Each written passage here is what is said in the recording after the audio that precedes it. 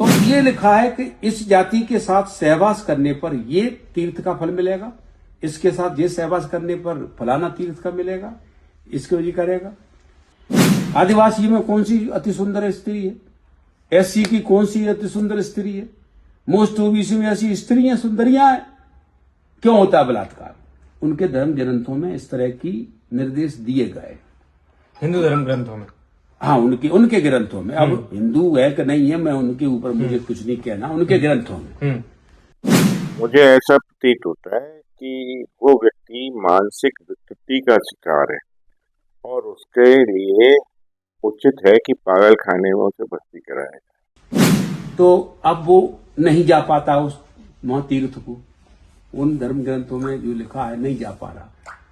तो घर बैठे विकल्प क्या दिया गया है? घर बैठे इनकी औरतों को पकड़ करके सहवास कर दो तो फल मिल जाए। इस तरह के आपराधिक व्यक्तित्व को अगर इसको खुला छोड़ा गया तो निश्चित ही जनता और मुझ जैसे लोग इसकी जूतों से बढ़िया पुजाई करेंगे। मुझे ऐसा प्रतीत होता है कि वो व्यक्ति मानसिक विकृति का शिकार है और उसके लिए उचित है कि पागल खाने में उसे भर्ती कराया जाए। उसने कन्याओं के बारे में भी बोला, 4 महीने 10 महीने की कन्याओं के लिए भी बोला, सवर्णों के लिए बोला कि ये लोग अगर ऐसे गलत कार्य करेंगे तो इन्हें बहुत पुण्य की प्राप्ति होगी। उसने जो जनप्रतिनिधियों के बारे में बोला, चाहे वो किसी भी जात बिरादरी के हो, चाहे सवर्ण हो, चाहे SC ST कैटेगरी, लेकिन वो जनप्रतिनिधि हैं। वो किसी एक पर्टिकुलर वोट से जीत के नहीं जाते कि SC के वोट से जीते हैं ST के, उसमें सवर्ण वोटों का भी योगदान होता है। इसलिए जनप्रतिनिधियों की विरुद्ध जो उसने अभद्र भाषा का प्रयोग किया है वो कायदे से तो एक अपराध की श्रेणी में आता है और अन्यथा भी इन सबको मिलके उसके विरुद्ध FIR करानी चाहिए।